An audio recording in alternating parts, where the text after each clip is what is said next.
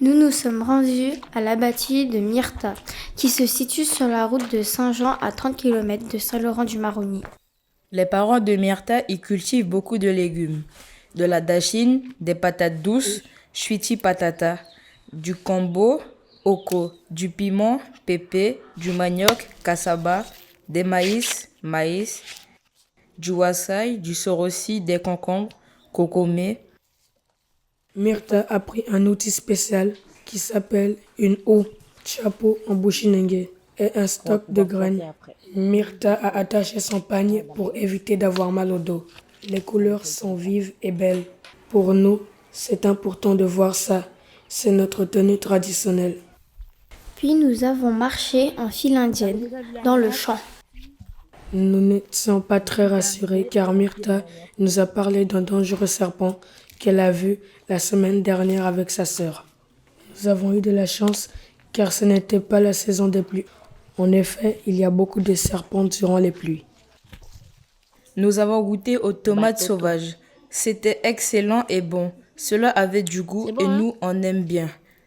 Le nom bushinengue de cette tomate est batoto. C'est drôle et rigolo. Myrta nous a dit que lorsqu'on raconte des contes, le soir, il y a un refrain avec le nom Batoto. Batoto gele gele, Batoto gele gele.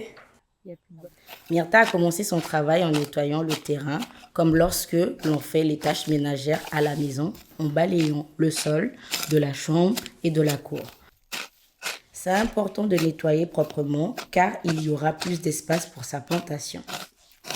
Elle se baissait, puis avec sa main, elle arrachait les herbes. Le geste est vif, mais très précis.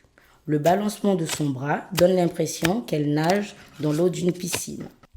On sentait qu'elle a l'habitude de le faire car ses parents lui ont appris depuis qu'elle était toute petite.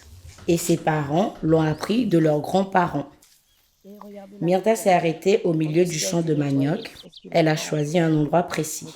Elle a fait un gros trou avec la houe pour planter la tige de manioc. C'est comme si elle frappait violemment le sol ou comme si elle tabassait le sol. Elle a beaucoup de force. Une élève a précisé, ça me rappelle ma grand-mère qui s'appelle Amaï. Elle le fait aussi dans son abati. Voilà ce que Myrta et sa famille chantent à l'abati. Aoma de peye goso, mego gin kasaba peye goso, mego pandi pinda peye goso, mego pikikalu peye goso, mego panja misoi. À l'extrémité du trou, elle a placé 3 graines de maïs, mais pour solidifier la terre. Puis nous nous sommes rapprochés de la forêt et là, nous avons eu un peu peur car Myrta nous a dit qu'il y avait des crapauds. C'est vrai que la forêt nous fait un peu peur. C'est sombre et on ne reconnaît pas trop cet univers. Et là, Myrta a planté de la dachine. Le trou est fait différemment. Elle faisait un cercle en tournant sur elle-même, comme une toupie ou une danseuse qui tournait sur elle-même. Avec la terre qui reste au milieu, elle la sépare en deux pour placer les racines de dachine au milieu. Ça fait penser à la préparation du gâteau avec de la farine quand on le sépare et le jaune d'œuf qui est au milieu. Puis Myrta avait emporté dans sa poche quelques graines de maïs. Puis a déposé 2 ou 3 graines jaunes. Puis elle a refermé le trou en tassant la terre. Cette couleur me rappelle le soleil. On adore croquer le maïs. C'est juteux et délicieux comme les bonbons Haribo des marchands chinois. Vers un tronc d'arbre, elle a fait un petit trou, pas trop profond, pour mettre un grain de gombo. Myrta a dit que c'est maintenant le soleil et la pluie qui doivent faire le travail.